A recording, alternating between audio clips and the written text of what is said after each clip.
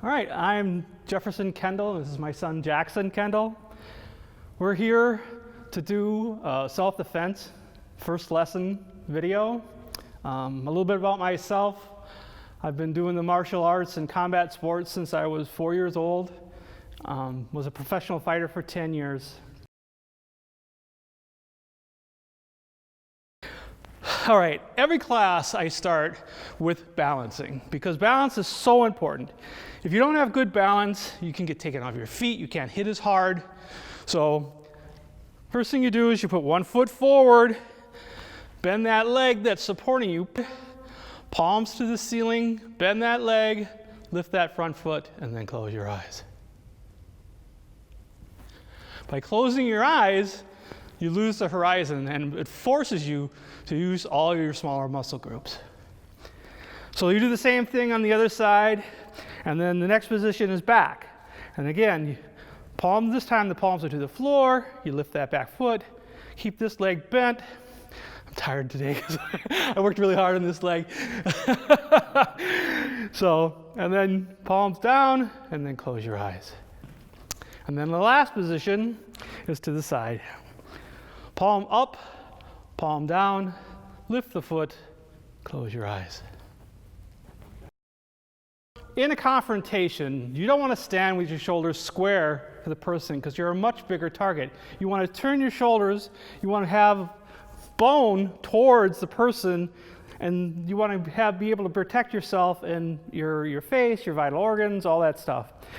And also we want to have a good base. So easy way to do that is just put your feet together, and then you turn one foot to a 90, rotate on the ball of your foot, go 90 one more time, and then you rotate. Then you bend your knees. You are now in fighting stance. Keeping your hands up, and when you move, you never let your feet get closer together. You're always moving as if there was an imaginary beam between your feet. So as you move back and forth, your feet always stay the same distance apart. And the reason why is as soon as your heels start getting into a line, all your base is gone, right? And if you get too wide, you can't move. It takes you a long time to go anywhere. Okay, so someone grabs your wrist. So what you want to do is you want to step back into your fighting stance, and you want to step back with the foot that's opposite the arm that's being grabbed. The reason why is if I step back with this foot, pull my arm, right? I fall over. If I'm here, pull my arm, right? So then the next thing you want to do is my elbow is going to go towards his elbow, right?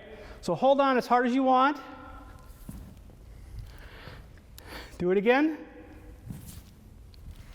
They can't hold on. It's the mechanics of it is as I go slowly, I'll just go slow. As I go slowly towards his wrist, if he held on, it would break all through here. All right? So another wrist grab, easy thing to do. You can just keep your shoulders square to the person, right? All I'm going to do is I'm going to tuck my elbow to my side, and I'm going to bring my thumb to my ear. And the reason why this works so well is, see, all his fingers, if I pull, I'm fighting against all his fingers, right? If I go straight up, I'm only going against the one thumb. So this is called a dragon whip, and you'll see why in a moment. So someone throws a straight punch at you. So what I'm going to do is on the same side, right, same, I'm going to block here. I'm going to step in closer, and here's my whip. Across the face, crush the knee. Then I have my escape. So I'll do that again. He throws a punch at me. The keys to this is if I try to throw this arm, it's going to be too late, right? I'm going to get hit. I kind of step away, I tip my head away to help too, because this punch is coming fast, right? So you've got to turn, right? And as I take my step, I turn my shoulders, I'm going to push off the floor, right? This is where all my power comes from. My hips are turned, and I snap my hips, and I push off the floor, and wham! I take their head off. That's the dragon whip. Now let's say this person's really tall. Then you would do the tiger crouch. Go ahead, throw a punch. Punch is coming in. Almost the same moves. I'm going to push his hand this time more up and away, and I lower my stance, right? I bring my elbow up parallel to the ground. Boom! Right into the ribs, right? Shift my weight, break the knee. So the keys to this one is, go ahead and throw your punch again. Punch is coming in. My elbow has to stay level, parallel to the floor.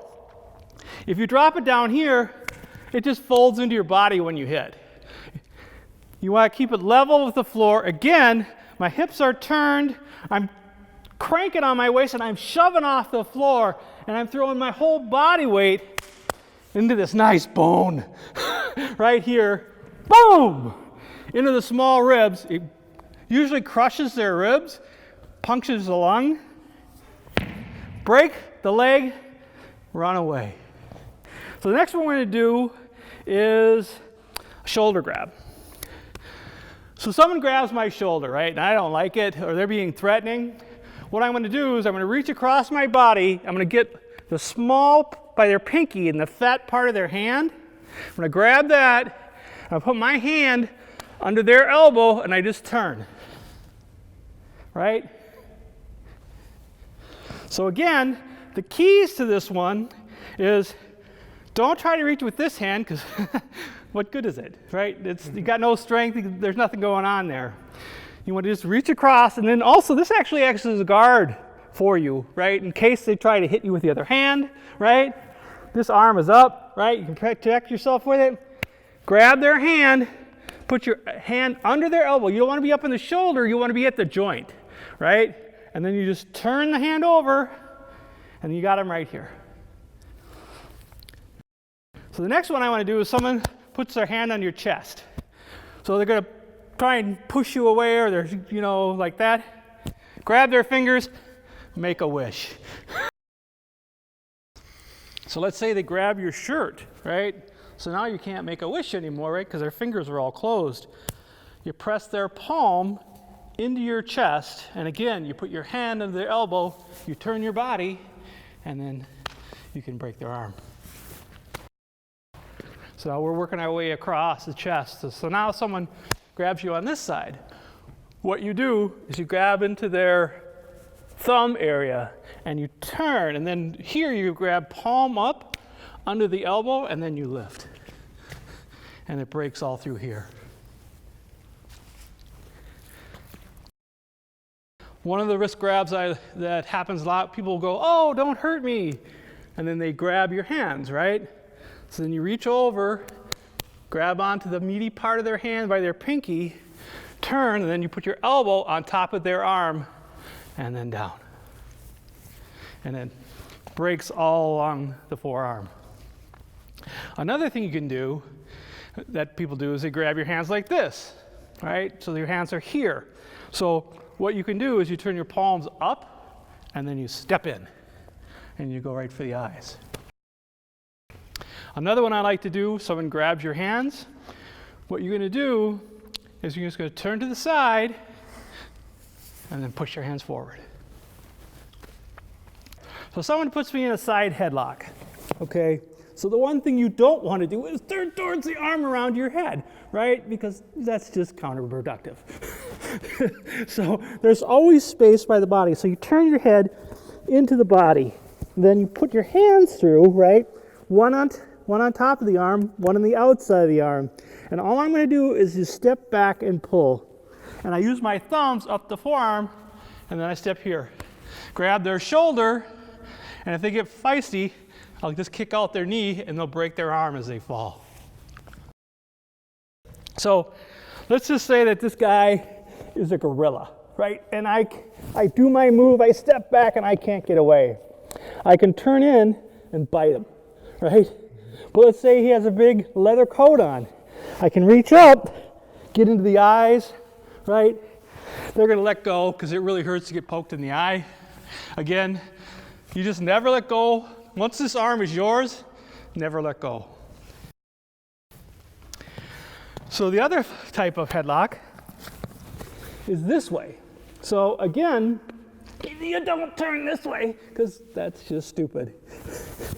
You want to put your hands, again, one on the inside, one on the outside. This time what I'm going to do is I'm going to take this foot and I'm stepping that way. I'm going to push my body through this hole. So when I step, right, hanging on to the arm, I come in behind, got him again. And it's important to grab the opposite shoulder because if I don't, he can start swinging at me and hitting me. But if I have his shoulder, I can just control him. Another thing I like to teach is a helmet guard. So a helmet guard is basically you just brushing your hair, right? Brushing your hair, right? And that way, when they try to punch you, they're hitting into bone, right? And you've got your whole head protected. And then all you have to do, change levels and hit them in the store if you want, right? Or, again, he's punching, right? Pop to the ear, elbow, because you're in close. Another one I really like is, it's called monkey grip. So your hands are like this, right? So they punch at me, right? And it's just monkey grip. And the idea is I want to get on the inside. So monkey grip, I get inside. Once I'm here, I've got the back of the head. I'm just going to jump up and bring his head to his knee. And from here, what I'd do, if we had a mat, I would grab this ankle because all his weight is here, and I would push and pull his foot, and he'd fall. These are focus mitts, and I like to use these in my classes because these simulate fighting closest. The student has the gloves, I have the mitts. I hold the mitt in a certain location, and they do a certain punch.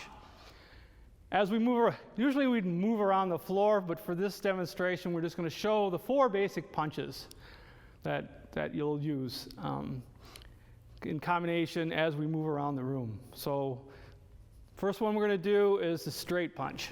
When I hold it in this position, he does a straight punch. I hold it on this side, he does that one. And the reason why I make them go from side to side because I want them to learn to use their hips, right, as they punch.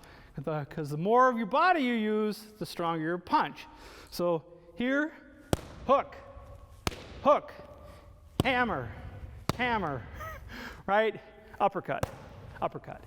So those are the 4 punch groups that we normally do in the first part of the class. So again, I'll do those again.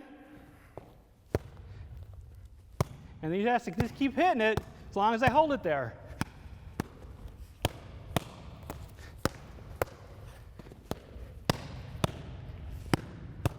All right, so that's the idea, but when we do it in class, we're actually moving around the gym. So it simulates fighting. So the thigh pad, it can represent either a head or a body part. So one of my favorite things, I like to teach, overkill combinations. So this is overkill. So this is a person's head, ear pop, eye gouge, elbow, knee, combination, right? Again, the idea is when you hit someone in the ears, you cup your hands, right? Because you want to create that suction on their ears and that pressure, and that pops their eardrums. When they pop somebody's eardrum, take it from me because I've done it, they are totally disoriented. A lot of times they wet themselves, they'll throw up. It's bad. It's so painful. So pop the ears, gouge the eyes, elbow, knee. So again, this can be a head, so hold it towards me like this. Another one of my favorite blows I like to teach a class is the slap. Because a lot of the people think a slap, they come in at a really weird angle, and they're hard to stop. Even when you block them at the elbow, the hand still keeps coming. So the key to a good slap is, again, you want to turn, right? I won't hit as hard as I can, don't worry. I'm ready. Okay. So again, you just want to turn your body and slap, right? You just turn your body and slap, all right? Beautiful, beautiful punch. Another one I really like is the palm strike. So go ahead and hold it up. With the palm strike, what you want to do is, if you divide your hand into quarters, right? If you hit in this one, it just bends. If you hit up here, it bends. If it hits over here, you're just going to snap your pinky. Right down here is what you want to hit with, because it's right in line with all this bone in your arm. And again, it's just like hitting with a 2x4. Just like any other punch, you want to come through just with your hips. And again, you want to hit with that lower part of your hand. And the impact is tremendous. Another one of my favorite blows, because it's unconventional. Actually, I want you to hold it up like that, because I'm going to come down like this. Okay? So a hammer fist is just like it sounds. You're throwing a hammer, right? It's just like you're throwing a hammer, and you hit with this part of your hand right here, because this is where, when you make a tight fist, this tightens all up, and you don't hurt. There's no bone in there that you hurt. You got that nice fleshy part to use, and it comes down with such impact. Usually it breaks bones. So again, and I'm just going to throw it like a hammer, and I just turn my shoulder as I throw it.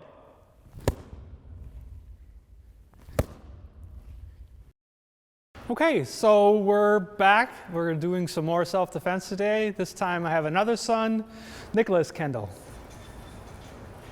First one we're going to do is another wrist grab. So we did some the last time, but these are variations. So someone grabs your wrist. Again, the key is to keep your elbow close to your body, because that's where your strength is. This time what I'm going to do, rather than bringing it up straight to this ear, I'm going to bring it across to the opposite ear. Where I'm shooting for is to go between the gap between his thumb and his fingers. So then I just bring my hand up and then back across. And they don't expect that. It works really well. Again, they just grab your wrist. The key is keep your elbow to your side, because that's where your strength is. Once your arm gets out here, it's really hard to do anything if you don't have strength. But when your hand is in tight, all I'm going to do is bring my thumb to the opposite ear, bring it back.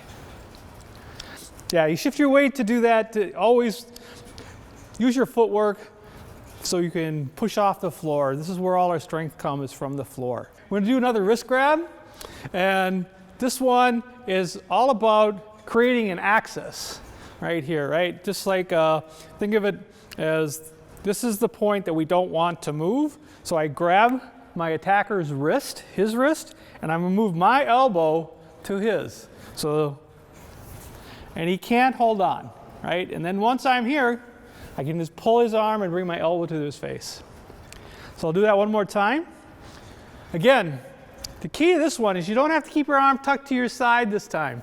All you've got to do is grab their wrist, and then you just step forward, and their arm, go to their arm. Now your hand is free, and boom, you can hit them with your elbow. All right, so now we're going to do some knife defenses. Knife attacks have gone way up over the last 6 years, 7 years. And the reason behind that is, with a gun, it's 10 to 25 years in prison if you attack someone with a gun. And a knife is usually 5 to 7, and out in good behavior at 3. So knives have become very prevalent. So I'm going to have Nick attack me with a knife. The first attack he's going to do is he's going to come down like the old slasher movies. Let's go ahead. What you do is you cross your arms, because then you're strong. Push on that. Push as hard as you can. So they can push and push and push, and even the smallest person can stop someone. And all I'm going to do is my top hand goes to his wrist, and my bottom hand goes to his elbow. And then I've got his arm, and I can throw him to the ground, break his arm, whatever I want. So the next one he's going to do is he's going to come forward, like stabbing at me. So he comes in. I have a decision to make. I can either go inside or outside. So if I go outside, what I got to do is I got to step to the side, right? Get away from the blade, and I put my hand palm down on the wrist. And then I just suck them in, right? So now I'm in the position of power, and I've stabilized the knife.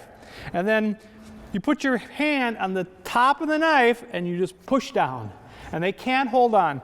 And the key to this one is you don't want to grab the knife like this, because then you're going to cut your hand.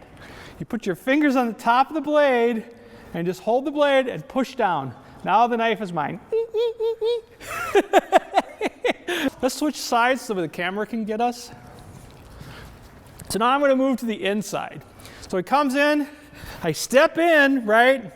Again, I isolate the blade, I get my arms underneath his, and what I'm going to do is I'm just going to lift my arm, and see, that's what I want to do is get this bend in his arm, controlling the hand with the knife, and then I start turning it behind him. And then I can take the knife away and it's mine. So now we're going to do blunt instrument defense. So blunt instruments can be anything. A bat, a pool cue, a tire iron, whatever. They have a stick of some type that they're going to try and hit you with. This is actually called a chikari stick. It's a martial arts stick, bamboo. All right, so the idea is the last place I want to be is on the end, right? I don't want to be hit with that, right? So you have to be all the way out, away from them so they can't reach you, right? But you can't dodge forever. Eventually, unless you can outrun the person, then run like hell, right? I'm good with that. But if you can't outrun them, which I'm old and I'm not outrunning anybody, I'm going to go in. So when he swings back, stop. There's a window of opportunity right here where I can step in, right? And I'm going to dive for this window. Turn like this, Nick, so you can see. This is my window I'm talking about. That's what I'm going to dive into. So he swings, I dive in, right? You get hit, but it's not hard, right? It doesn't matter. And all I do is collapse his arms, and now I can put my hand on top of the stick and just push down, and now it's mine. And that works every time, right? Again, you just got to jump in, and that's the scariest part, right? Because everyone's thinking, oh my gosh, I'm going into danger, but really you're not. When the most dangerous piece is out here, and then it gets less and less dangerous and less painful as you move in. So if you jump in and just get hit with the hands or even up in here, it doesn't really hurt. I mean, it hurt maybe a little, but your adrenaline's going to be racing because someone's swinging a bat at you or something, and it's not going to hurt. And again, he just swings it at you, you dive in, you turn, now I just twist, and it's mine. So sometimes what people will do is try and push you with a stick or a bat or whatever. They're trying to push you up against the wall, push you into a corner. They're trying to control you. They're trying to push you. So push on me. First thing you do is just put your hands up, right? The slow, the push. And then all I'm going to do is I'm going to drop my arm inside the stick, right? And now all I got to do is push up and turn. And it's mine. So now we're going to do a hooking punch. All right? So people who don't know how to fight, love to throw haymakers, right? They throw these big looping punches at you, right? And great, because they're really easy to block, and you got a lot of time on these. So throw a looping punch at me. You just, same, right? Same side. You just push your hand up, and then look, there's this nice happy path right to their head, right? So bam, you hit them in the head, and then elbow. So do that one more time. See, I just stop it, slide down, elbow. All right, so now we're going to do some choking. So men love to choke women. They do. I mean, usually men-on-men fights, there's not a whole lot of choking that goes on, except maybe like from behind, but not usually hand around the neck kind of choking. But men love to choke women out because it's actually pretty easy. Because What happens is when someone throws their hands up on your neck, the first thing you do is go, right? Everyone does it because it's scary, right? You go, well, once those hands go around your neck, you can't breathe that back out, right? So you pass out pretty quick because your breath is gone pretty fast. So someone chokes you. All I'm going to do is I'm going to raise my arm, right? And in real life, I would tip my head that would trap his hand against my neck. But I won't do that here because that breaks their wrist. I just raise my hand and I just step with the same foot. And it breaks their grip. My whole body comes through. And then look where my elbow is. Oh, hello. Boom. You hit them with your elbow. And you will break their wrist. If they're holding on tight and you tuck your head and trap their hand right in that crook of your neck and you turn like that, it breaks their hand, breaks their wrist. All right, so I kind of call this one the I Dream of Genie for the people who are old like me, who remember the show. You reach over the top like this, and then you just bring your elbows to your chest, right? And then you just bring a knee up. And the key to that one is you got to stand tall. You can't bend when you do it. Because if I bend, our heads will clunk in the middle, which we don't want. So you just stand tall, bring your arms to your chest, and bring your knee up. Choke me one more time. So I'm being choked, right? What you want to do is you hit the elbows, right? And in real life, they're not going to go la-di-da because they're choking you, right? The thing is, what we're trying to do is get a breath. All we're trying to do is get a breath. And now my hands are like right here at his face, and I just jab my thumbs into their eyes, and then I get control of them. I can hit them and do all kinds of stuff, because when you poke someone's eyes, it's very painful, really painful. Okay. So this is a common thing, especially for women. This happens to them when they'll come up and bear hug you from behind. But it also happens when you have multiple attackers with guys. You know, some guy comes up behind you, so grab you so the friend can smack you. So they're holding you like this. So a lot of people like to do the foot stomp or ankle hit or stuff. That's hard to do, especially if they're pulling you around. They can move their feet. I don't really like that one very much. The one I like is you just step to the side a little bit, lower your weight, and you just smash them in the store, and they'll usually let go of you. And whine. And then the other one I really like, and this is a power move, but even a woman who's really little, who, like, let's just say she's, you know, $110, and this guy is 2.5 bills, she could still do this move. All you got to do is you lower your center of gravity, step behind, and now my leg is behind his, and I'm blocking him, and all I got to do is stand up, and I would just fall backwards, and he would land on his head, and I would land on top of him. So someone's grabbing me from behind, right? So if I try to reach with this hand, it's like useless. I have no strength over here. I can't even hardly touch his hand. So what you do is you reach across your body, and then you pull forward, right? Getting them off balance. And I'm going to use my arm as a fulcrum. And as I lift, I bend get this 90 is what we want. This is what we want, because that makes his arm weak. So I lift here, and I just step behind. And now I have him. So if someone comes up and grabs you from behind like this, first thing you got to do is get both hands on the arm that's around your neck and drop your chin, right? Because your chin can protect you, right? And then all you got to do is keep driving that chin in their arm, and they'll let go because it hurts, right? Drive your chin, get this elbow. Now I've got my 90 again, our favorite place for their arm. Get their 90, then you turn behind, grab the shoulder, you're good to go.